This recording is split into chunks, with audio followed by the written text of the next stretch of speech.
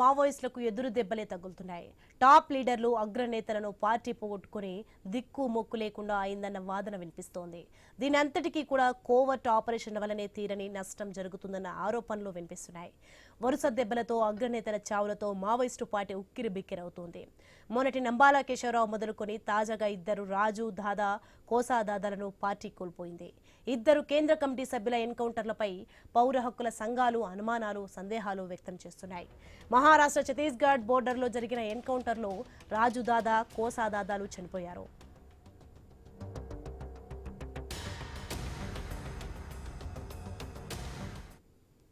ఇక నంబాల ఎన్కౌంటర్ కు 5 రోజుల ముందే పోలీసులు స్కెచ్ వేసినట్టు తెలుస్తోంది. ఎందుకంటే అప్పటికే నంబాల దళంలోని ఇద్దరు అంగరక్షకులు ఎస్కేప్ అవ్వడం పలు అనుమానాలకు తావిస్తోంది. వెంటనే ఇద్దరు మావోయిస్టు అంగరక్షకులు డిఆర్జీ బలగాలను కలిసినట్టు తెలుస్తోంది. దండకారణ్యంలోని మావోయిస్టుల కదలికలను ఆ ఇద్దరు పోలీసులకు తెలిపినట్టు అనుమానాలు కూడా కలుగుతున్నాయి. వెంటనే కేశవరావు జాడ చెప్పి గన్మెన్లు అక్కడి నుంచి ఎస్కేప్ అయినట్టు తెలుస్తోంది. అటు తర్వాత పక్కా ప్లాన్ తో భద్రతా బలగాలు నంబాలను అష్టదిగ్బంధం చేసి మావోయిస్టుల గ్రూప్ ను తరిమినట్టు సమాచారం. అలా 4 రోజుల పాటు తిండి తిప్పలు లేకుండా నంబాలను పరుగులు పెట్టించారని మానవ హక్కుల సంఘాలు ఆరోపణ. పలు ఇబ్బందులకు గురి చేసిన బలగాలు చివరకు నంబాలను ఎన్కౌంటర్ చేశాయి. పోలీసుల వ్యూహం సక్సెస్ కావడంతో అప్పటి వరకు ఎస్కేప్ అయిన అంగరక్షకులు లొంగిపోయారు. ఇద్దరు ప్రేమించుకున్నారని పెళ్లి చేసుకుని జనజీవనంలో కలవడానికే లొంగిపోయినట్టు ఛత్తీస్గఢ్ పోలీసులు కూడా ప్రకటించడం కూడా పలు అనుమానాలను లేవనెత్తుతోంది.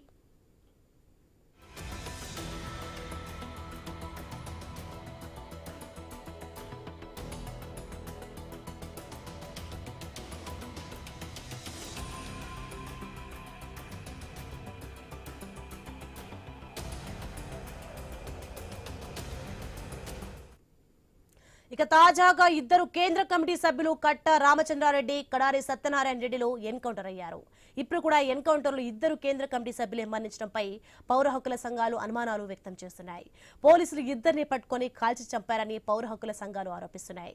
అలా ఈ ఏడాది ఇప్పటి వరకు 9 మంది మావోయిస్టు పార్టీ కేంద్ర కమిటీ సభ్యులు ఎన్కౌంటర్లో హతమయ్యారు. ఇక ఇప్పటికే కీలక అగ్రనేతలు చనిపోవడంతో మావోయిస్టు పార్టీలో మిగిలిన కేంద్ర కమిటీ సభ్యులు 8 మంది లోపే ఉన్నారన్న సమాచారం. ఇలాంటి టైంలోనే లేటెస్ట్ గా సీనియర్ నేత మల్లోజుల వేణుగోపాల్ పై మావోయిస్టు పార్టీ కేంద్ర కమిటీ చర్యలు తీసుకుంది. మల్లోజులను ద్రోహిగా పేర్కొంటూ మావోయిస్టు పార్టీ ప్రకటించింది. ఆయుధాలను వెంటనే పార్టీకి అప్పగించాలని ఆదేశాలు జారీ చేసింది.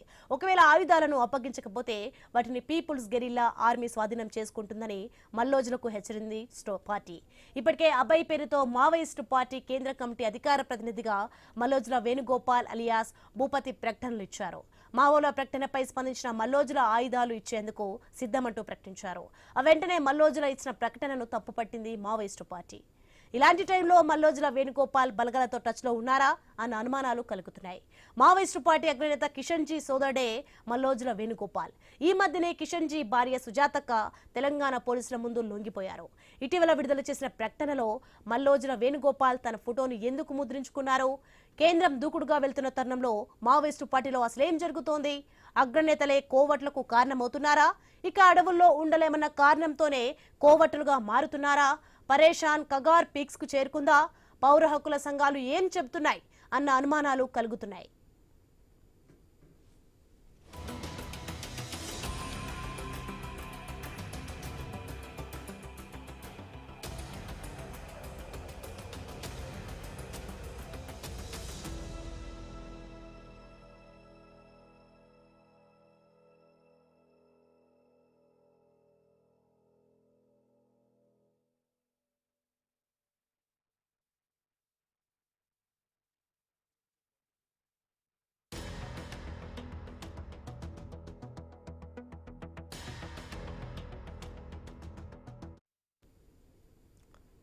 రైట్, ఇదే అంశానికి సంబంధించి మరిన్ని డీటెయిల్స్ అందించడానికి మా ఇన్పుట్ న్యూస్ నుంచి శ్రీకాంత్ లైవ్ లో సిద్ధంగా ఉన్నారు.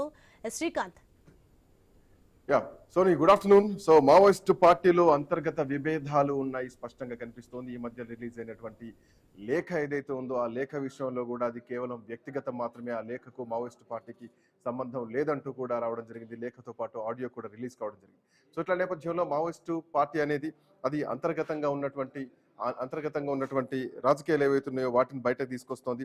సో చాలా రోజుల నుంచి కనిపిస్తోంది. అంటే వ్యక్తిగత అభిప్రాయాలు మావోయిస్టు కేంద్ర కమిటీ సభ్యుడు అభయ్ గాని, దండకారణ్య స్పెషల్ జోనల్ కమిటీ అధికార ప్రతినిధి వికల్ పేరిట కొత్తగా వచ్చినటువంటి లేఖలో దీనికి సంబంధించినటువంటి పూర్తి అంశాన్ని వాళ్ళు బయటపెట్టడం జరిగింది. వ్యక్తిగతమైనటువంటి భావజాలాన్ని మావోయిస్టు పార్టీ పైన రుద్దడం సవ్యం కాదంటూ కూడా, అంటే వాళ్ళ తరపున ఉన్నటువంటి వాళ్ళు ఈ రోజు లొంగిపోతున్నటువంటి క్రమంలో మావోయిస్టు పార్టీని కేవలం వ్యక్తిగతం చేసి మమ్మల్ని, అంటే పార్టీనే ఇబ్బంది పెట్టేటువంటి ప్రయత్నం చేస్తున్నారు అంటూ కూడా చెప్పడం జరిగింది. మావోయిస్టులు గతం నుంచి కూడా శాంతియుత చర్చలకు మేము వస్తాం, తుపాకులు వీడతామని చెప్తున్నటువంటి లేఖ ఏదైతే రిలీజ్ అయిందో దానికి మావోయిస్టు పార్టీకి సంబంధం లేదంటూ కూడా చెప్పినటువంటి పరిస్థితి. గతంలో అభయ్ పేరిట కామ్రేడ్ సోను విడుదల చేసినటువంటి ప్రకటనని మావోయిస్టు కేంద్ర కమిటీ కూడా ఖండించడం జరిగింది. సో ఇంకా ఖండిస్తూ కొన్ని కీలకమైనటువంటి అంశాలను కూడా చెప్పడం జరిగింది. ఇది వక్రీకరిస్తున్నారు అంటూ, అంటే లేఖలో ఉన్నటువంటి అంశాలని బసవరాజు కూడా ఖండించడం జరిగింది.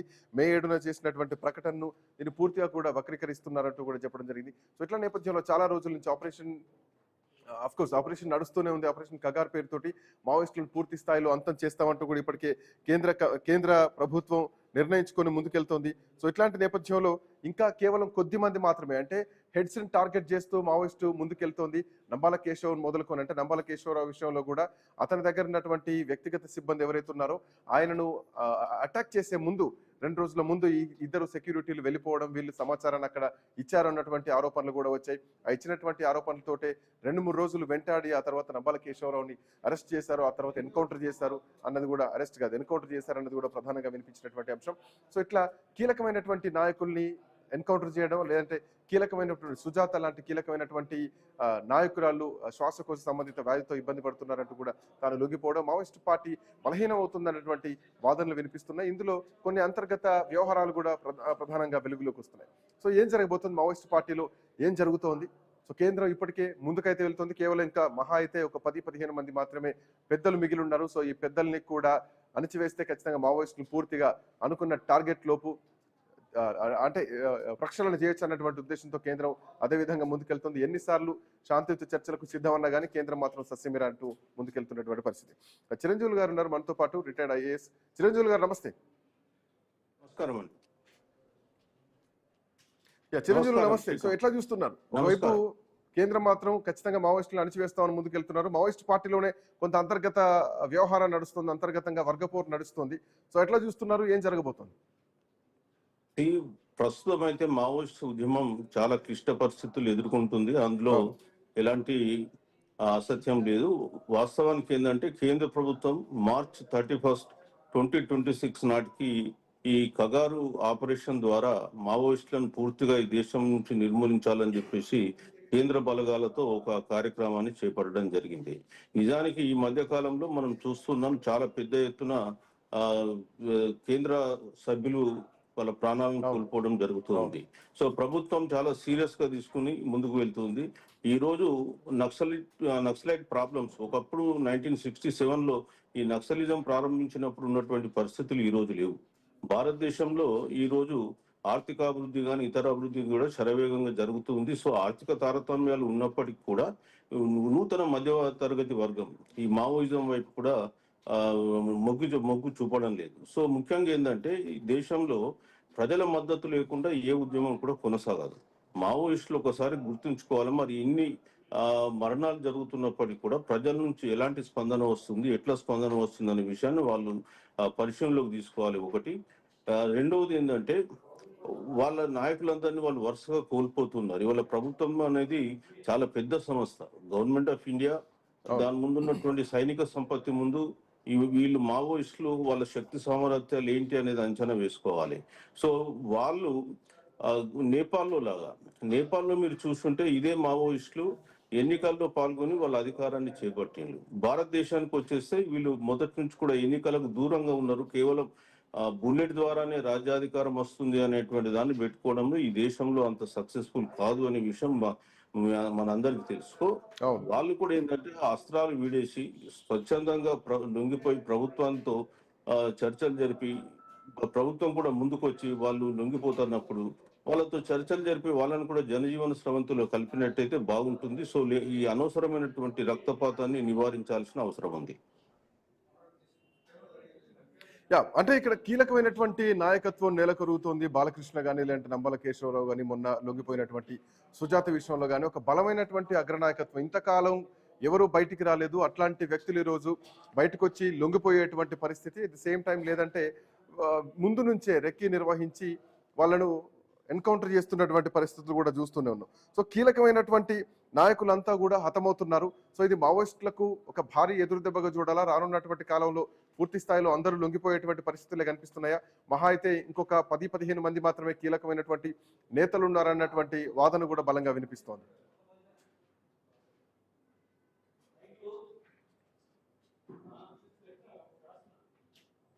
ఐ థింక్ మ్యూట్ లో ఉన్నట్టున్నారు చిరంజీవి గారు. మ్యూట్ లో ఉన్నట్టున్నారు. Please continue.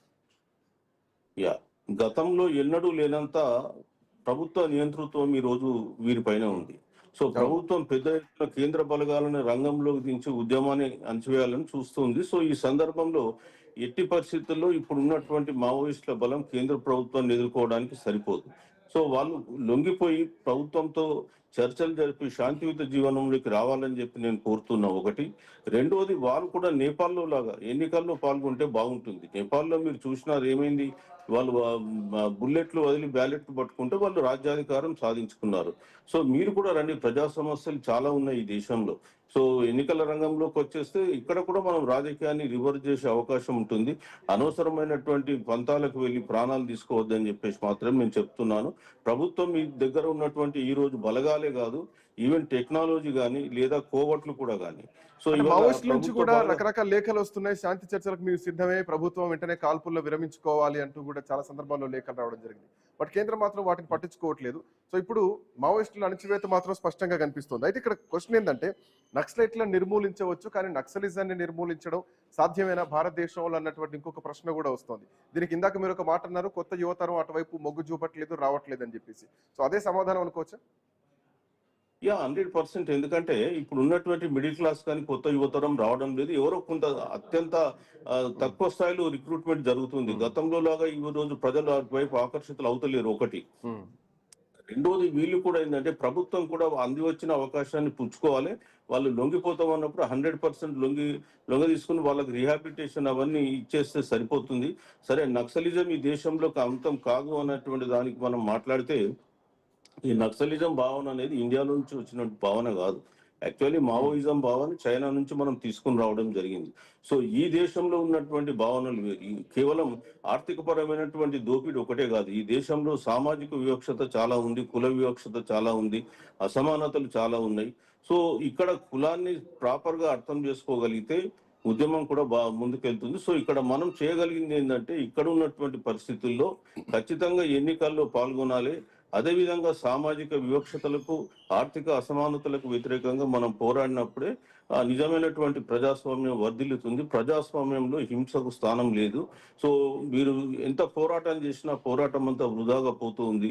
సో దయచేసి వాళ్ళు లొంగిపోవాలి. ప్రభుత్వాలు కూడా ఈ అవకాశాన్ని వినియోగించుకొని వాళ్ళకు కూడా రిహాబిలిటేషన్ కల్పించి హింసాపాతాన్ని ఆపాలని చెప్పి కోరుతుంది.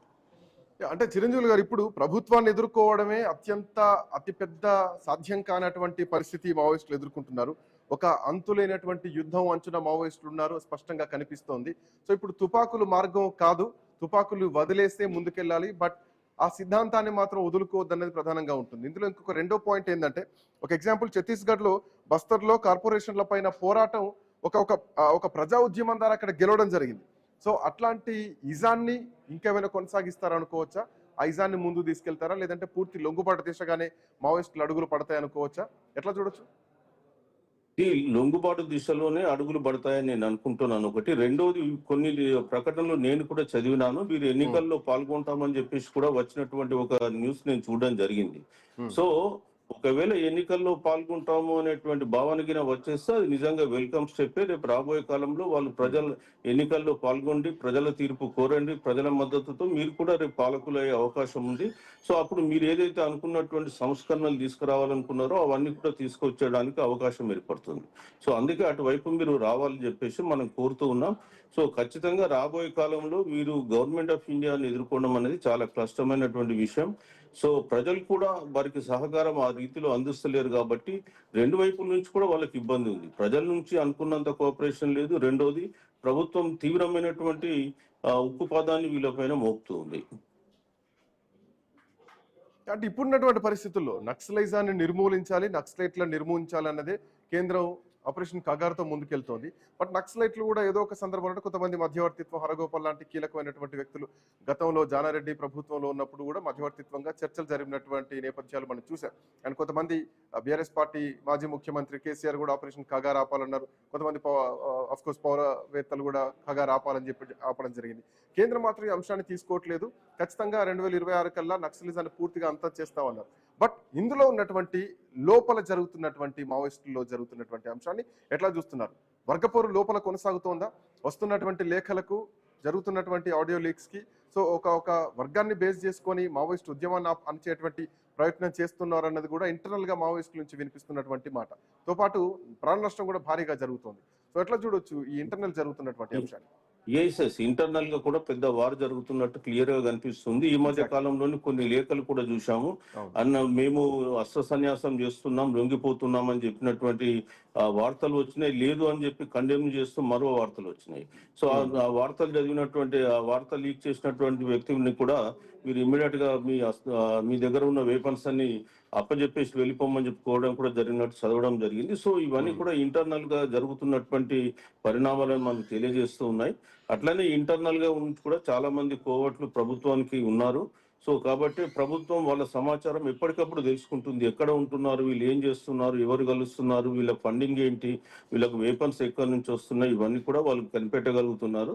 సో ఇంత ప్రభుత్వం వాళ్ళ అంతర్గత వ్యవహారంలోకి చొచ్చుకొని వచ్చినటువంటి ఈ సందర్భంలో వీరు ఇంకా మొండిగా పోరాటం చేస్తే వాళ్ళ ఉనికికే ప్రమాదం అని చెప్పేసి చెప్పక తప్పదు. అంటే ఇందులో ఇంకొక పాయింట్, ఏదైతే మొన్న బసవరాజు హత్య తర్వాత ప్రధాన కార్యదర్శి పదవి కూడా ఖాళీగా ఉంది. సో ఆ పదవి కూడా నింపాలన్నటువంటి ఉద్దేశంతో కనిపిస్తాను. భవిష్యత్తులో నక్సలైట్ల పరిస్థితి ఏంటి అన్నటువంటి ప్రశ్నలు కనిపిస్తున్నాయి. ఒకరు లీక్ చేసినంత మాత్రాన లొంగిపోతాం, శాంతి చర్చలకు వస్తాం, మేము ఇక ఆయుధాలు వదిలేస్తాం అన్నంత మాత్రాన ఒక్కరు వచ్చి మావోయిస్టులను మొత్తం రూల్ చేస్తారా? మావోయిస్టులు ఒకరి చేతిలో కాదు, అదొక ఇజం అంటూ కూడా ఇంకొంతమంది మావోయిస్టులు మాట్లాడుతున్నారు. మరోవరు కేంద్ర ప్రభుత్వం మార్చి 31, 2026 నాటికల్లా నక్సలిజాన్ని నిర్మూలిస్తాం అంటూ ప్రభుత్వ లక్ష్యంగా చెప్తున్నా కానీ నక్సలైట్లలోంచి కూడా ఇంకా కొన్ని లేఖలు అప్పుడప్పుడు బయటకు వస్తున్నాయి. అట్లా జరుగుతుందని మేము మాత్రం అనుకోవట్లేదు. నక్సలైట్లను నిర్మూలించగలుగుతారేమో కానీ నక్సలైట్ల కార్యకలాపాలు ఇంకా తీవ్రతరం అవుతాయంటూ కూడా నక్సలైట్లోంచి వినిపిస్తున్నాయి. సో కేంద్రం మాటను, మావోయిస్టులోంచి వచ్చేటువంటి మాటల్ని రెండింటిని ఎట్లా చూడొచ్చు? భవిష్యత్తులో ఏం జరగచ్చు అనుకోవాలి?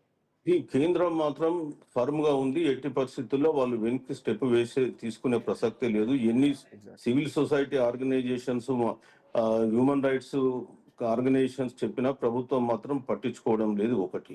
రెండోది ఏంటంటే నక్సలిజంలో చేరినప్పుడే మా ప్రాణాలు అర్పించుకోవడానికి రెడీ అయ్యి మేము అందులో పోయినాం కాబట్టి ఇంకా మా ప్రాణాల మీద ప్రీతి ఎక్కడిది.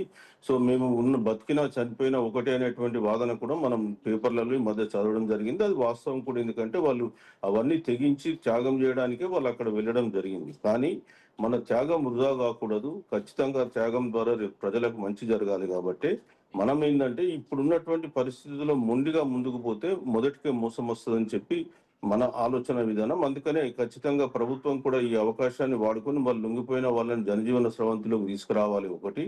రెండోది, భారతదేశంలో కూడా ఇంతకుముందు అనేకమైనటువంటి ఉద్యమాలు కూడా వచ్చినాయి. కొన్ని ఉద్యమాలన్నీ కూడా మళ్ళీ అంతర్ధానం కావడం జరిగింది. సో ఇప్పుడున్నటువంటి స్పేస్ ను మీరు తీసుకొని వాడుకున్నట్టయితే రేపు పిల్లలు మీకు బెనిఫిట్ అవుతుంది. ఖచ్చితంగా డెమోక్రసీలో ఎలక్షన్స్ బెస్ట్ ఆప్షన్. సో మీరు కూడా రేపు రండి, ప్రజల్ని చైతన్యవంతపరచండి, ప్రజాస్వామ్యయుతంగా ఎన్నికల్లో పాల్గొనండి. కాకపోతే అనవసరమైనటువంటి రక్తపాతంతో మీరు ఇబ్బంది పడద్దు. అదేవిధంగా ప్రజాస్వామ్యాన్ని అపహాస్యం చేయకూడదని చెప్పి నేను ఇద్దరికి, కేంద్ర ప్రభుత్వానికి అదేవిధంగా మావోయిస్టులకు కోరుతాను. కాబట్టి చూస్తుంటే మన కేంద్రం చాలా స్ట్రాంగ్ గా ఉంది, ఆయుధాలతో స్ట్రాంగ్ గా ఉంది. బట్ నక్సలైట్ల విషయానికి వస్తే వాళ్ళ భావజాలంతో స్ట్రాంగ్ గా ఉన్నారే తప్ప ఆయుధాల విషయంలో మాత్రం అంత స్ట్రాంగ్ గా లేరు. మరోవర్ ఇందాక మనం మొదట్లో మాట్లాడుకున్నట్టు కొత్త రిక్రూట్మెంట్స్ కూడా లేవు కనిపిస్తోంది. కాకపోతే కొన్ని వార్తల్లో వస్తున్నటువంటి జాతీయ మీడియా సంస్థలు వచ్చినటువంటి దాని ప్రకారం చూస్తే ప్రభుత్వం నక్సలిజాన్ని నిర్మూలిస్తున్నాం, కొన్ని ప్రాంతాల్లో నిర్మూలించామని చెప్తున్నా కానీ ఇంకా 50 కొత్త భద్రతా దళాల శిబిరాలు కూడా ఏర్పాట్లు చేసుకున్నాం అన్నటువంటి వార్తలు కూడా అదే మావోయిస్ట్ నుంచి వినిపిస్తున్నాయి. సో అంటే నక్సలైట్లను అంతం చేస్తారేమో కానీ మావోయిజాన్ని మాత్రం అంతం చేయలేరు అన్నది మావోయిస్టుల నుంచి వినిపిస్తున్నటువంటి మాట. సో కొత్త కొత్త రక్తం పుట్టుకొచ్చేటువంటి అవకాశాలు కొన్ని ప్రాంతాల్లో ఉన్నాయా? ఎట్లా చూడొచ్చు ఈ పాయింట్ ని? సో కొన్ని ప్రాంతాల్లో నిజంగా ఇప్పటికి కూడా తీవ్రమైనటువంటి వెనుకబాటుతనం ఉంది. ఆ ప్రాంతంలో కొంతమంది కొత్తగా రిక్రూట్ అయ్యేటువంటి అవకాశం కూడా ఉంది. కానీ ఎప్పుడైతే డెవలప్మెంటల్ యాక్టివిటీస్ రూరల్ ఏరియాస్ కు, ఇంటీరియర్ ఏరియాస్ కు రీచ్ అవుతున్నాయో ప్రజలు అటువైపు స్పందించడం లేదు. ఈరోజు చాలా మంది యువకులు కూడా ఈ ఇంటీరియర్ ప్రాంతాల నుంచి వచ్చి మెయిన్ స్ట్రీమ్ లో కలిసిపోయినారు, మంచి ఉద్యోగాలు చేస్తూ ఉన్నారు. సో ఈ రోజు డెవలప్మెంట్ యాక్టివిటీస్ స్ప్రెడ్ అవుతున్నాయి కాబట్టి ప్రజలు అక్కడికి అందులో పోవడానికి ఇష్టపడరు. కొన్ని ప్రాంతాల్లో పోయినప్పటికీ కూడా అది టెంపరీగా అవుతుంది తప్ప వాళ్ళకి లాంగ్ రన్ లో ఉపయోగపడదు. సో వీరు మావోయిజం భావం ఏదైతే ఉందో అది చాలా స్ట్రాంగ్ గా ఉంది అనేది మనం కాలమైన దానికి సమాధానం చెప్తుంది. ఎందుకంటే మనం ఇప్పుడు నిర్ణయించలేము. మీరు ఇంకొక 4-5 సంవత్సరాల తర్వాత మాత్రమే ఈ భావన ఎంతవరకు కరెక్ట్ అనేది మనం తెలుసుకోగలం. బట్ దీంట్లో అంటే సిద్ధాంత భావజాలంతో నడిచేది మావోయిజం, లేదు ఇది ప్రభుత్వ సిద్ధాంతాలతోటి, ప్రజాస్వామ్య సిద్ధాంతాలతోటి నడిచేది కేంద్ర ప్రభుత్వం. ఈ రెండింటి మధ్యలో జరుగుతున్నటువంటి ఒక యుద్ధం. దీంట్లో శాంతి చర్చల కోసం గతంలో అంటే ఒక గిరిజన్ 2004లో ఆవిర్భవించినప్పటి నుంచి ఒక గిరిజనుడికి హిడ్మాకి బాధ్యతలు అప్పగించారు. అప్పుడు చాలా మంది కేంద్ర కమిటీ సభ్యులు కూడా అఫ్కోర్స్ 60-70% వరకు కూడా కేంద్రంతో చర్చలకు ముందుకెళ్దామని అన్నా కానీ తాను సస్యమీర అన్నారు. లేదు, చర్చలకు వెళ్లేది లేదు, ఖచ్చితంగా ఇది ముందుకే వెళ్ళాలి, చర్చలకు అనుకూలంగా లేరు హిడ్మా అంటూ కూడా కొన్ని వాదనలు బలంగా వినిపించాయి. సో మావోయిస్టులు చాలా స్ట్రాంగ్ గా ఉన్నారు కాబట్టి కేంద్రం ఈరోజు ఆపరేషన్ కగార్ని తీసుకొచ్చారా? సో ఇప్పుడు పూర్తిగా ఇంకా ఒక 10-15 మంది మాత్రమే పెద్ద తలలు మిగిలిన్నాయా? సో వాళ్ళను కూడా అంతం చేస్తే అటు లొంగిపోవడమా, లేదంటే ఎన్కౌంటర్ల దిశగా వెళ్ళడమా, ఆయుధాలు వాడడమా, లేదంటే లొంగిపోయే విధంగా వ్యూహాలు పన్నడమా? సో ఇదే విధంగా ప్రభుత్వం చూస్తుందని చెప్పాలా? వాళ్ళు కూడా అంతే స్ట్రాంగ్ ఉన్నారనుకోవచ్చా సిద్ధాంతపరంగా?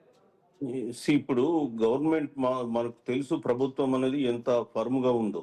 కగారు ద్వారా వాళ్ళు ఎట్లా ముందుకు వెళ్తున్నారు, ఎవ్వరు చెప్పినా వినకుండా వాళ్ళ పని వాళ్ళు చేసుకుంటూ వెళ్ళిపోతున్నారు. ఒకసారి కేంద్ర పారామిలిటరీ ఫోర్సెస్ కు ఆర్డర్స్ ఇవ్వడం జరిగిందంటే వాళ్ళు వాళ్ళ కర్తవ్యాన్ని నిర్వర్తించేంత వరకు వారు కూడా ఈక్వల్ గా కమిట్ అయి ముందుకు పోతూ ఉన్నారు. సో ఇప్పుడు ఈ మావోయిస్ట్ వర్గాలు కూర్చొని ఆలోచించుకోవాలి, జరిగిన నష్టాన్ని అంచనా వేసుకోవాలి. మరి మనం ముందు ఏముంది, మనం ఎట్లా వెళ్తున్నాం, మనం ఏం చేస్తే బాగుంటుంది. సో వాళ్ళు అంచనా వేసుకుని దానికి అనుకూలంగా వాళ్ళ ప్రణాళికను రాసుకుని వాళ్ళు ముందుకు పోవాలి. ఇప్పటికే సివిల్ సొసైటీ కూడా చాలా వరకు వాళ్ళకు అడ్వైజ్ కూడా ఇస్తుంది, మీరు లొంగిపోండి అని. వాళ్ళు కూడా కొంతమంది లొంగిపోతామని చెప్తూ ఉన్నారు. వచ్చిన ప్రతి అవకాశాన్ని కేంద్ర ప్రభుత్వం వాడుకోవాలి. అప్పుడే ఈ నక్సలిజం అనేటువంటి హింసకు తావు లేకుండా పోతుంది. సో సిద్ధాంతం అనేది ఓకే, సిద్ధాంత పరంగా మీరు ఏదైతే అన్నారో ఆ సిద్ధాంతాన్ని మీరు ఆయుధాల ద్వారా సాధిస్తారా లేక బ్యాలెట్ ద్వారా సాధిస్తారా అనేది మనం తెలుసుకోవచ్చు. మనకు తెలుసు ఇండియా స్వాతంత్రం వచ్చినప్పుడు ఎలాంటి పరిస్థితి ఉంది, ఈ రోజు మనం ఏ పరిస్థితుల్లో ఉన్నాం. కానీ డెవలప్మెంట్ అనేది డే టు డే జరుగుతూ ఉంది. సో మరి ఈ డే టు డే జరుగుతున్నటువంటి అభివృద్ధి ప్రక్రియలో వాళ్ళు కూడా భాగస్వామ్యమై ఒక మంచి సిటిజన్స్ గా వాళ్ళు కూడా నివసించాలనేది, జీవించాలనేది మన యొక్క ముఖ్యమైన ఉద్దేశం. ప్రజాస్వామ్యం ఏం చెప్తుంది? సో మీకు జస్టిస్ అంది, సోషల్, ఎకనామిక్, పొలిటికల్ అంది. So what ever it might be, ప్రజాస్వామ్యం పూర్తిగా అది నెరవేరకపోవచ్చు. అంత మాత్రాన మనం ఆయుధాలు తీసుకొని బయట పోయి వ్యవస్థ మీద మనం తిరుగుబాటు చేస్తే కొంత మనమే నష్టపోతాం. సో నక్సలిజం ఏం సాధించలేదని కాదు. ఇక్కడ తెలంగాణలో మీరు చూసుంటే 1967లో మీరు స్టార్ట్ అయినటువంటి ఆ నక్సల్బరీ మూవ్మెంట్ 71కు వచ్చేస్తే ఇక్కడ శ్రీకాకుళంలో స్టార్ట్ అయినటువంటి మూవ్మెంట్ భయపడే ప్రభుత్వాలు ఆ రోజు మనకు ఇక్కడ భూ సంస్కరణ చట్టాలు తీసుకురావడం జరిగింది. పివి నరసింహారావు గారు భూ సంస్కరణ చట్టం తీసుకొచ్చారు 73లో. అంటే అదేదో ఆషామాషిగా ఊరికే రాలేదు. బికాజ్ అక్కడ నుంచి ఉద్యమాలు వస్తున్నాయి కాబట్టి భయపడి ఇక్కడ తెలంగాణలో భూస్వాముల చేతిలో కొన్ని లక్షల ఎకరాలు కేంద్రీకృతం అయితే ఆ రోజు ఆ సీలింగ్ చట్టాలు ఇంకా ఇతర చట్టాలు తీసుకురావడంతో తెలంగాణలో భూ పంపిణీ అనేది జరిగింది. కొంత పేదలకు, బడుగు బలహీన వర్గాలకు భూమి అందడం జరిగింది. సో దాని అచీవ్మెంట్స్ దానికి ఉన్నాయి, లేవని ఏం లేవు. కాకపోతే ఏంటంటే ఇప్పుడున్నటువంటి పరిస్థితుల్లో వాళ్ళ సిద్ధాంతం అనుకున్నంత ఎఫెక్టివ్ గా లేదు కాబట్టి ప్రజలు కూడా స్పందిస్తలేరు. ప్రజల మద్దతు లేనిది ఏ ఉద్యమం కూడా ముందుకు కొనసాగదు. థ్యాంక్ యూ చిరంజీవి గారు, థ్యాంక్స్ ఫర్ జాయినింగ్. సో మావోయిస్టులు ఒక్కొక్కరుగా లొంగుబాటు జరగడం, కీలకమైనటువంటి నాయకులు లేదంటే అతిపెద్ద కేంద్ర కమిటీ సభ్యులు ఎన్కౌంటర్లు అవుతున్నటువంటి నేపథ్యంలో ఇంకా కేవలం 10-15 కీలకమైనటువంటి మావోయిస్టు నాయకులు మాత్రమే మిగిలి ఉన్నారు. సో వాళ్ళని కూడా అంతమొందిస్తే మావోయిస్టులను, మావోయిజాన్ని అంతమొందించవచ్చు అని ఆపరేషన్ కగార్ ముందుకెళ్తూ 2026 మార్చి కల్లా మేము అంతం చేస్తామని కేంద్ర ప్రభుత్వం ప్రకటించినటువంటి నేపథ్యంలో మావోయిస్టులకు సంబంధించినటువంటి లేఖలు విడుదలవుతున్నటువంటి క్రమంలో ఆ లేఖలు వ్యక్తిగతంగా కోర్టు రాజకీయాలు చేస్తూ వ్యక్తిగత ఉద్దేశంతో మాత్రమే రిలీజ్ అయినటువంటి లేఖలు కానీ ఆడియోలు కానీ వాటికి మావోయిస్టులకు ఎట్లాంటి సంబంధం లేదు. మావోయిస్టులు ఖచ్చితంగా పోరాడతాం ఉన్నాం అని చెప్పేసి మాట్లాడుతున్నటువంటి క్రమంలో సో కొంత బలహీన పడుతున్నారా మావోయిస్టులు అనేది మాత్రం ఒక చర్చ బలంగా నడుస్తుంది. సో కేంద్రం మాత్రం ఖచ్చితంగా ముందుకు వెళ్తాం, శాంతి చర్చలకు మావోయిస్టులు ఎన్ని రకాలుగా లేఖలు పంపినా కానీ కేంద్రం మాత్రం సస్యమిరా అంటూ ఆపరేషన్ ఖగార్ను ముందు కొనసాగిస్తాం.